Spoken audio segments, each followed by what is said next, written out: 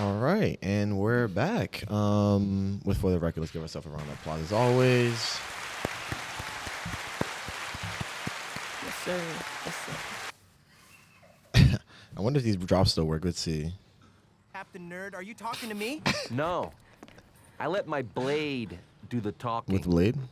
That's the gayest thing I've ever heard. Hey. How you guys doing? All right. And we have a special guest today, Rayvon. Do the honors. So I'm today's special guest. No, I'm just kidding. Today we got B sitting here with us. B, What's how up? you What's doing? up? How you doing? Good. How you guys doing? We're doing great, man. Can't complain. It's been a little bit since we started podding, so we're happy to have you here and happy to be running back what we do. You know what I'm saying? It usually always feels good after we do it. Before we do it, we're pretty bitchy, and then after that, once we do it, we're like, you know what?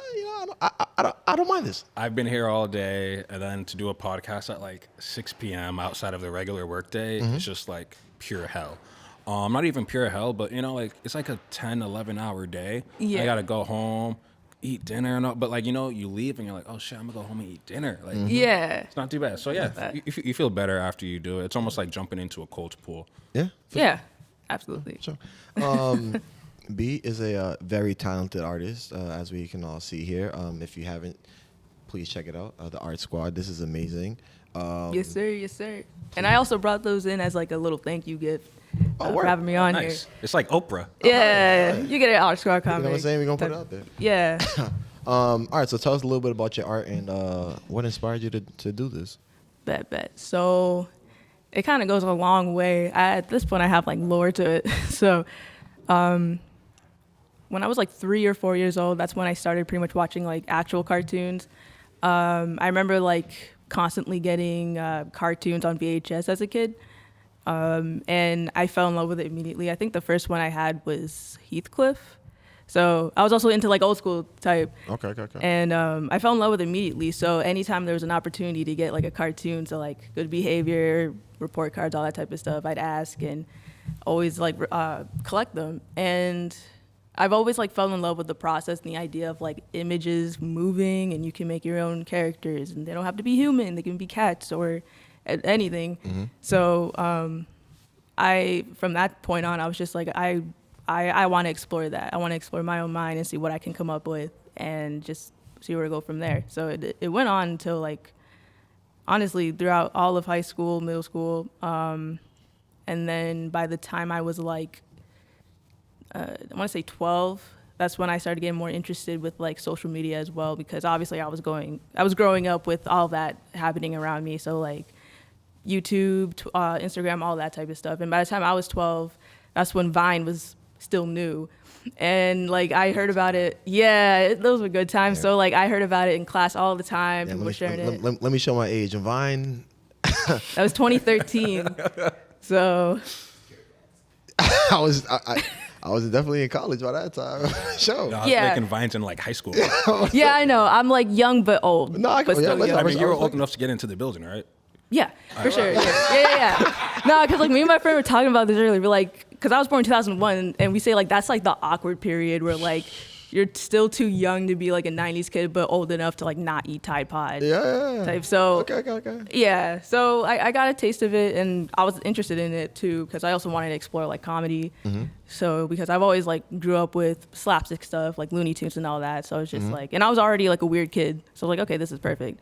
And it was experimental. At that point, I wasn't really doing it to gain an audience. It was more so experimental, but also having fun. Mm-hmm. But then it didn't really get like too serious until like high school. So like after Vine was over and people were migrating to like Instagram and YouTube and stuff, I was also like kind of nervous about that because I'm just like, I don't know how I'm going to like transition from this. I don't know how I'm going to make it, different from everyone else. But I always knew I wanted to like my stuff to stand out. Just because I feel like nowadays with the internet and memes coming out, like there's still originality on there, but I just want to like be the pushing force that really gets it more out there, like the actual importance of it. So by like 2017, I started like going on Instagram, posting more like longer content on there, but still comedic. And I got to that point where I was starting to edit by myself, like downloading Premiere Pro and like going to tutorials, all that type of stuff, and writing scripts too. I wasn't too good on like improv, but I got in that habit of like sitting down and seeing like what can I come up with. But It's one of the hardest things to ever do. it was so hard, yeah. very Even hard. looking back, it was so corny, but Yeah. obviously it's because it's been a while, so there's growth. And then ever since then, I kind of just went up a step with the content creating. So like telling my friends about it, getting I guess more uncomfortable with how I approach it, but like just to pretty much see what's new and how I can apply it more in like a snowball effect type. So by senior year of high school, that's when I started learning how to animate by myself, specifically like hand-drawn animation. And I was doing it because I was building up my portfolio for college, and I was like, I feel like I can add a little more. And then I kind of thought back to like 10, 11 years old when I had a DS, and I feel like I sound young, but this also sounds old at this point. But I had a DSi, and there's this little app you can get called Flipnote. I don't know if that sounds familiar at all, but basically you can do two. These guys are too old. Too old. Okay, I know my age group. They know what I'm talking about. I know what a DS is, but Yeah. DSi started getting a little outdated for me. I was outside playing sports by that time, so I was like, or I might have been grown by then already. we're still going outside. Like we're going recess and like if you had a DS, like DS download play where you can still play with friends. It was like Okay. It sounds early fire. Bluetooth. It was like so you can connect, still play with friends like during recess, and try not to get caught. by teachers. Definitely pirating music by that time. I think that was my thing for sure. But continue. Yeah. So at like 10, I got a taste of doing like Flipnote animations just to be silly, but I try to apply that now with downloading like applications onto my own computer. I got Toon Boom for the first time, and that's like a big industry standard animation software, and then just started learning from there by myself. And it was at first really uncomfortable. I was like, I don't know what the hell I'm doing, but it feels like I'm doing Flipnote again, and it's like just a little uncomfortable. But I kept doing it throughout the summer and entering college as well. And eventually I did get the group to it, and it got to a point where once I felt like comfortable enough to really polish it, I started applying that into my videos. So by COVID time, I spent most of the time during quarantine animating and trying to get that like that Roger Rabbit Space Jam effect with my videos where I kind of animate on top of it. So I did that for the first time, and it got a good amount of views for like the first time in a while. And I started experimenting from there because those two movies, so like Roger Rabbit, Space Jam, even like Looney Tunes Back in Action, were like my favorites because I could always go back to them and have like that excitement to it, that like nostalgic feel when you watch it for the first time, because it's like as a kid, it was like such a it was the weirdest thing to see. Like how are they able to like put up Bugs Bunny in like a live action like scene? I didn't know what the hell's going on. I mean, I was a kid, so obviously. You wouldn't even think of it anyway. Yeah, like you I couldn't didn't think- even know what the word animation was, but I just thought it was like the coolest thing ever. Bugs Bunny and a real guy. Yeah, there you go. So I fell in love with that. So basically from then on, I've always wanted to incorporate or try to match that euphoric, like but nostalgic feel of like watching old cartoons that like anyone can feel, no matter like if you are into animation or not that much. So I feel like having that in mind is kind of helping me, I guess, like have my own image a little more. That's more distinct for people to see. And I definitely, with like people my age demographic and, groups like people of color, I do want them to also have that confidence of like doing something weird with your creativity is like the best thing you can do, because it's growth for you and your art. So yeah, that's just what I try to do, especially with like my art, my comic book, especially incorporating myself, people around me, and yeah, I plan to go bigger. Okay. Yeah. No, that's pretty smooth. So I assume you're in school right now for art. Yeah, I'm in UMass Amherst. I'm on my 4th year right now, but I'll be graduating in the fall of this year. Okay. Oh, girl, don't worry. I spent 5 years in college. Yeah. I had like a little moment with that. I was just like, oh God, but I get it. Yeah. Try switching majors in your junior year. Yeah, no. Anyone who says they went to college for less than 4 years, Liar. Can't respect them. No, so, you know what I'm saying, bro? Like you gotta rack up the loans. You gotta rack up the loans. There you go. Oh man. All right, so you said you talk a lot about mental health in your art. Yeah. What made you do a lot of art that talks about that type of stuff? It was by like the second half of high school, or more towards the end of it, because that's where I was like, obviously, like going to college. It was like a big chapter that I felt in a while, like the first one, and obviously I was going through a lot of stuff at the time that challenged my mental health in a way where I wasn't really prepared. So things got rough, and there were a lot of like lessons to be taught, and things to understand in like a short amount of time. But it was also a moment for me to realize that my motivation for art doesn't have to be from like media anymore, if that makes sense. Like, you know, outside things I kind of collect as you go on, which, I mean, not all the time, that is. Like, obviously I'm always taking inspiration from my surroundings, but it got to a point where I was like, okay, not only am I doing this to, you know, gain knowledge, but also to cope. And it just made me realize that like sector of creativity is like probably the biggest thing that you realize, and does help you move forward with your art and also with yourself in a way. So from then on, I just always kept that in mind, even during the worst moments, and realized that like I could still put this in my art as long as I'm healthy enough to do it. And it would just bring me, it'll feel invisible at first, and it always will with that type of stuff, but it's doing something behind the scenes, and once it's big enough, you'll realize it. And it's much bigger than you would ever think. No, I mean it's important, you know, for people like you. I'm not gonna lie. Like I said, I'm a little bit older than you guys. Yeah. I did not. Yeah. I did not really know about.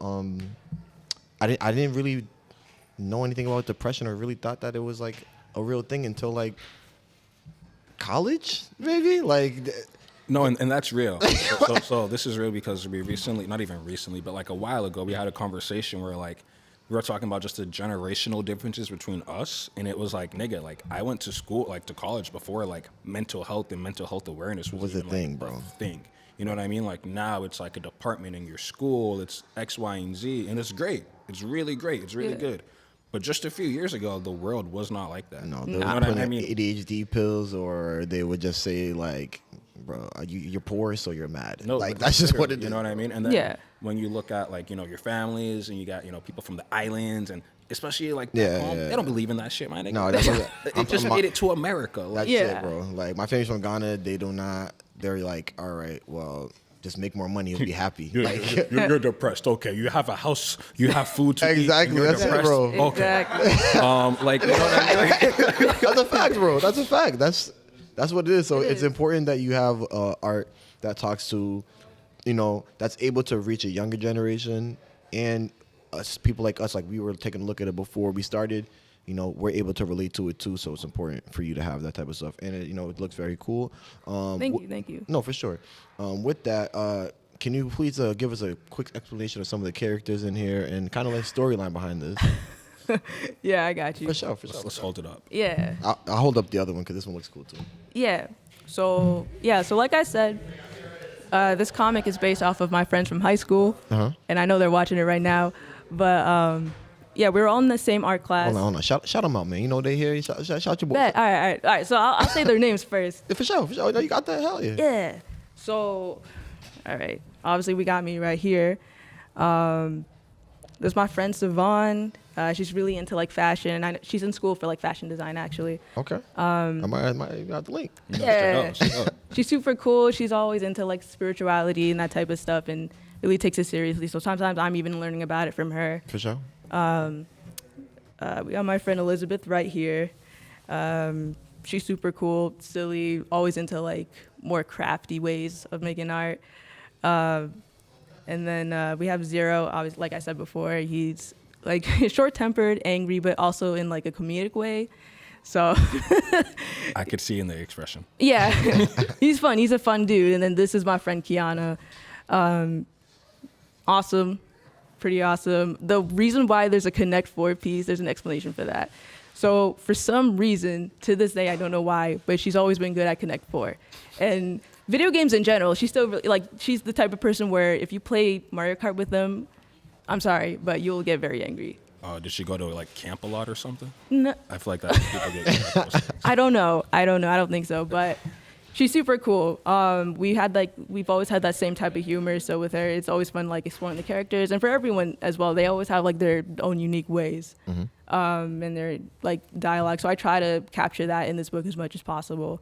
And yeah, weird group, and there's more people. There was like honestly, the whole class was amazing. They're the reason why I'd always at least leave school with some funny memory, because there were days where this was like the only class where I'd get some kind of Joy. yeah. I mean, let's be real.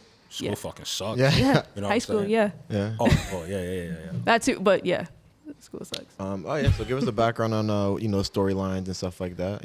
Yeah, so basically, the comic takes place in a utopian type city called Artford. So, Artford is it's a place where art and expression, creativity, it's what powers the city in a way. It's everywhere. Like it's essentially it's the main theme. Essentially, like saying how much like art can really, I guess, power people. The significance it really has for building such a idea, no matter what it is. And the main villain is our art teacher from high school. Okay. Because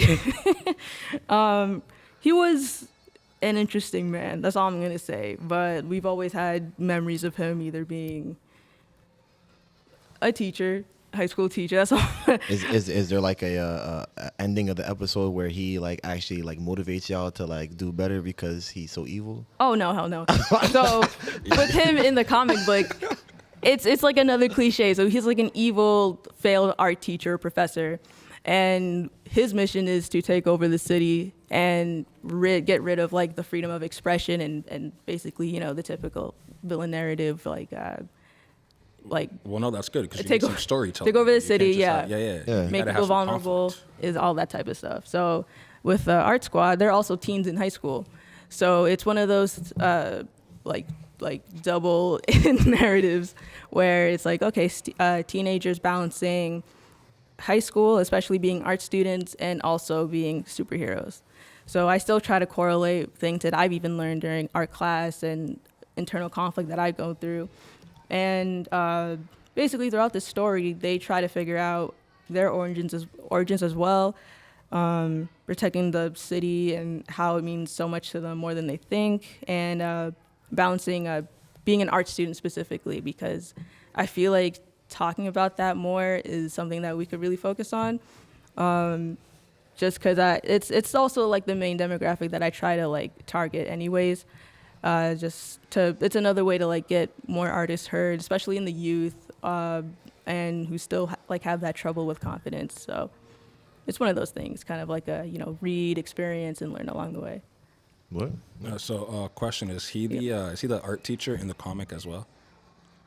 Are they like listening to him in class and then kicking Oh no his no ass no at no this no! He's not like an actual. character, well, like a teacher in the. No, yeah, no, he's like evil, just like has his own thing going Gotcha. on, and yeah.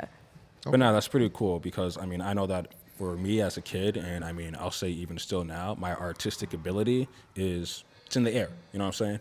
I was a kid who used to like make something and be like, teacher, I don't really think it looks nicer. Like this is my high pitched voice in class, by the way, when I was a kid, not right now.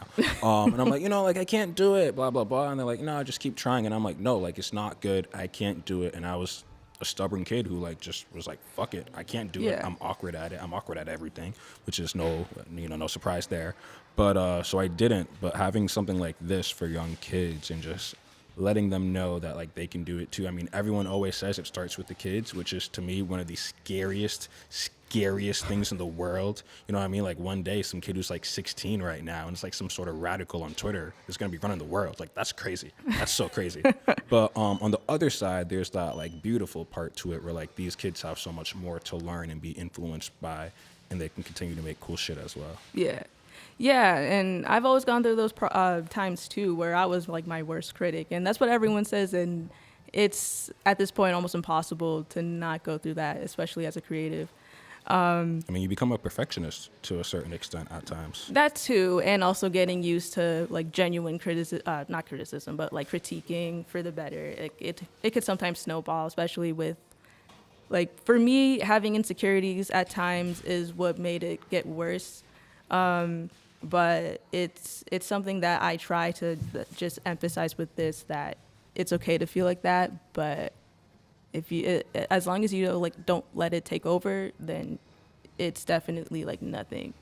Like your mind's just kind of making it bigger than you think in reality. And in reality, like you hold so much power that you can, that you'll never know what's gonna come next in regards to like your exploration with it.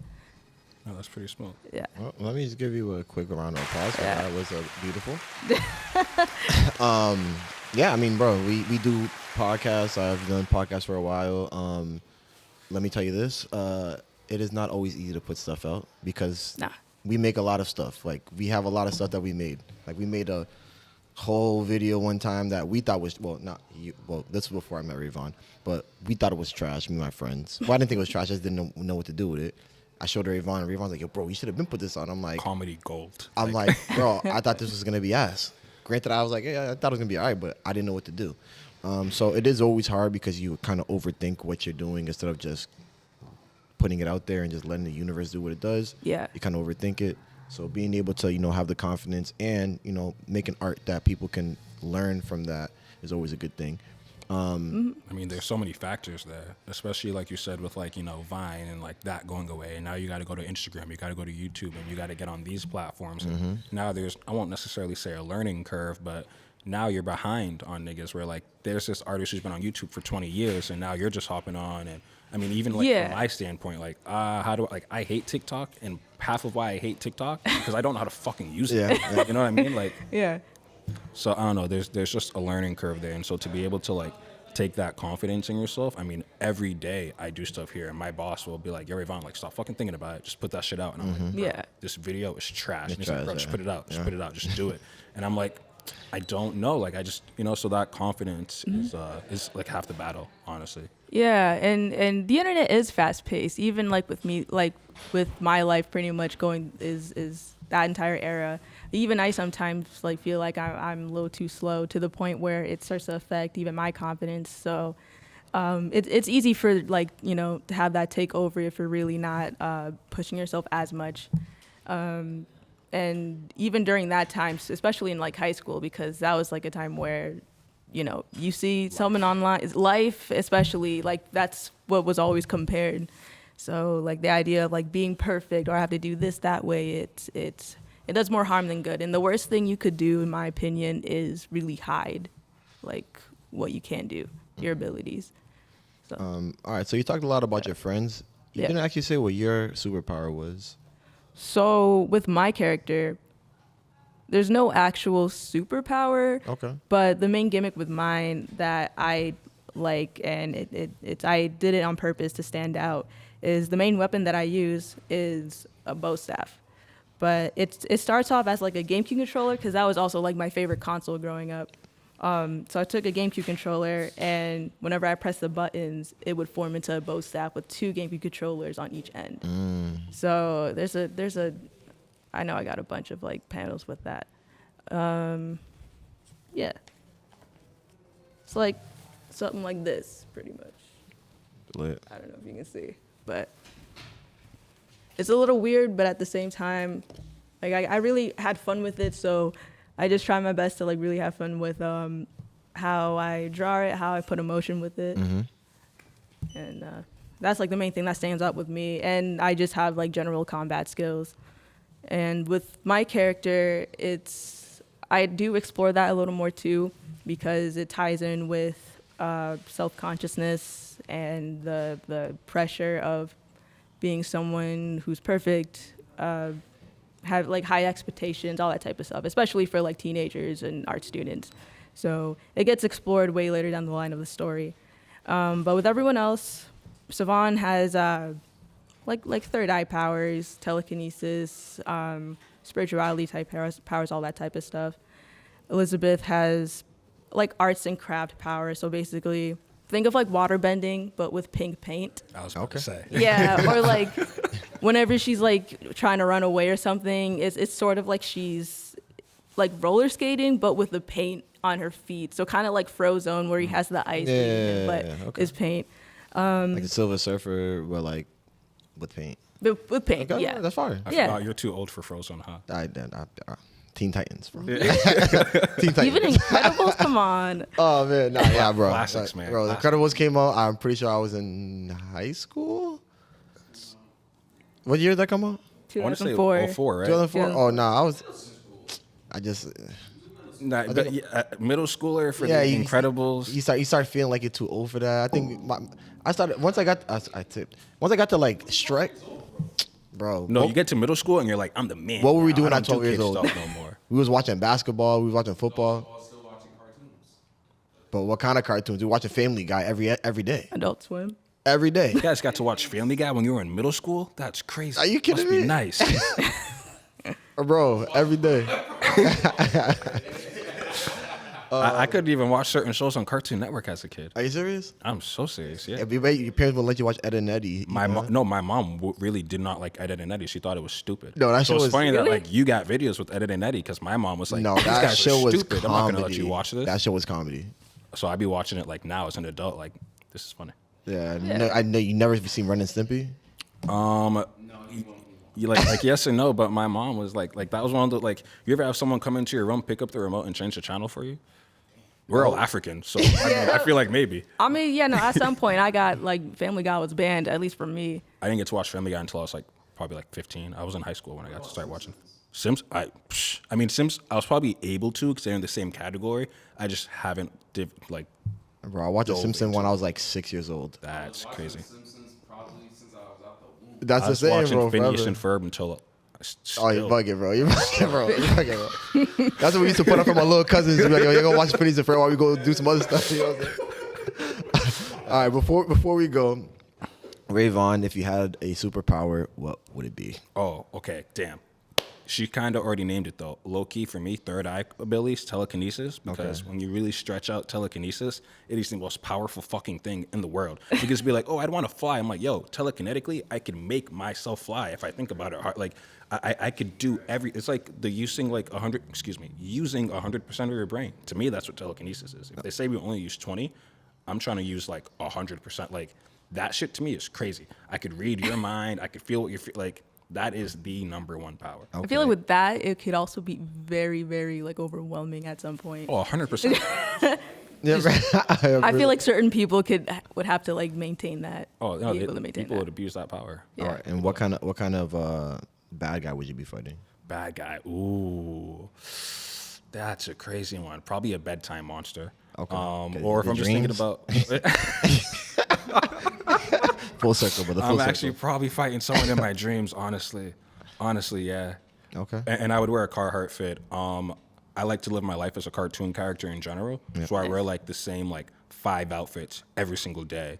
I just put on like pants, a Carhartt t-shirt, and boom, I'm a cartoon character just like that. There you go. Oh, and the hat. You know what I'm saying? If you ever see me without a hat on, you didn't. And if you ever, yeah. All right. So for me, it would definitely be has to do something with like liberating black people, like some like type of power that helps liberate. I have to, bro, because Dr. Umar, bro. Dr. Umar's a superhero in real life. Bro. You want to be modern day Harriet No, Tubman. No. Dr. Umar is a superhero in real life.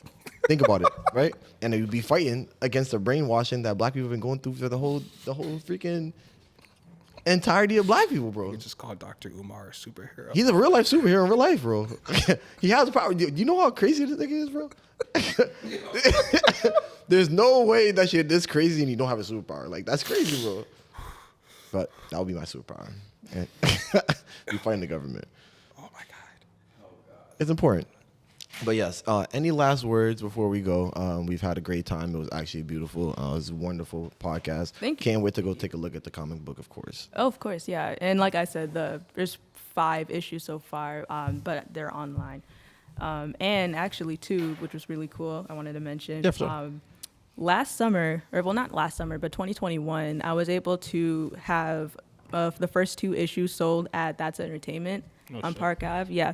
At this point, I'm not sure if they're all out, but it definitely will happen again once there's more issues, more time, money, and I will definitely be doing that a whole lot more with even the future issues as well. All right, word. And drop your IG real quick before it ends. Oh, Beatrice _. Waithaka. So BEATRICE _ WAITHAKA. Flock. Yeah. All right, yo. Thank y'all for the record. Rayvon, Blade, June. Bless. Thank you. Please.